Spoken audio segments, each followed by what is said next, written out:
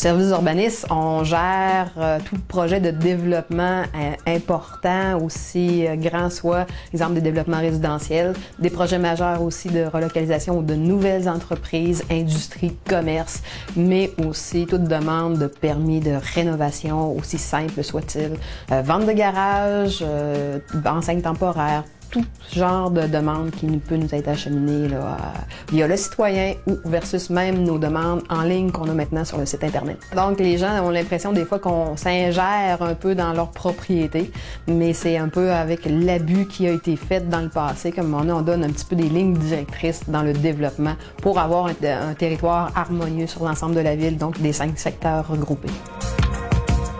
Moi, je travaille essentiellement sur les règlements d'urbanisme. J'élabore et je modifie certains règlements d'urbanisme. Le principal règlement, c'est le plan d'urbanisme, c'est le plus important.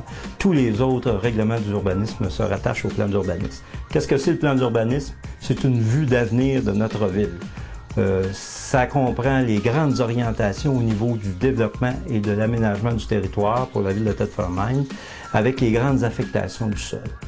Il y a d'autres règlements d'urbanisme sur lesquels que je travaille. Il y a le règlement de zonage qui, lui, est le deuxième plus important règlement, qui permet de diviser le territoire en zones et d'affecter pour chacune des zones des usages particuliers afin de s'assurer d'un développement harmonieux pour la ville de Thetford-Mines.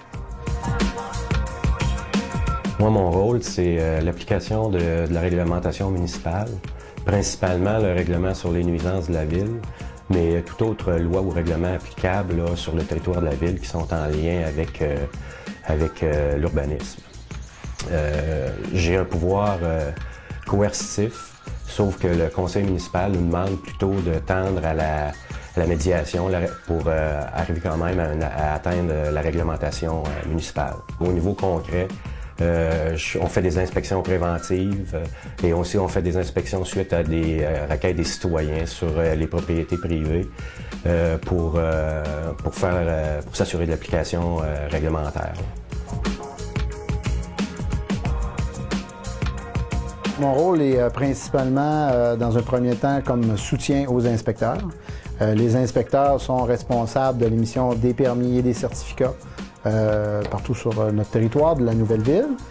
Et puis, dans un deuxième temps aussi, mon rôle est d'administrer un programme de subvention. Les programmes de subvention dont les enveloppes budgétaires proviennent de la Société d'habitation du Québec, mais c'est dispensé par la ville. On est partenaire de la SHQ à ce niveau-là.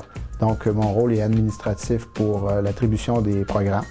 Puis, je veux parler d'un programme en particulier, qui est le programme L3A, qui est logement adapté pour aînés autonomes, donc les gens de 65 ans et plus, qui, dans leur logement ou dans leur maison, ont besoin un peu plus d'éléments de sécurité pour permettre, l'objectif dans le fond, c'est de permettre aux gens de rester le plus longtemps possible dans leur logement de façon sécuritaire. Fait qu'on va ajouter des barres d'appui en salle de bain, on va mettre des antidérapants dans des escaliers, élargir des portes pour permettre de circuler avec une marchette. Donc, c'est un programme qui peut offrir jusqu'à 3 500 $ de subvention. Par contre, c'est destiné aux gens à faible revenu, de 19 000 $ pour un couple ou une personne seule au maximum. Et puis, c'est 100% subventionné, comme je le disais, jusqu'à 3 500 $.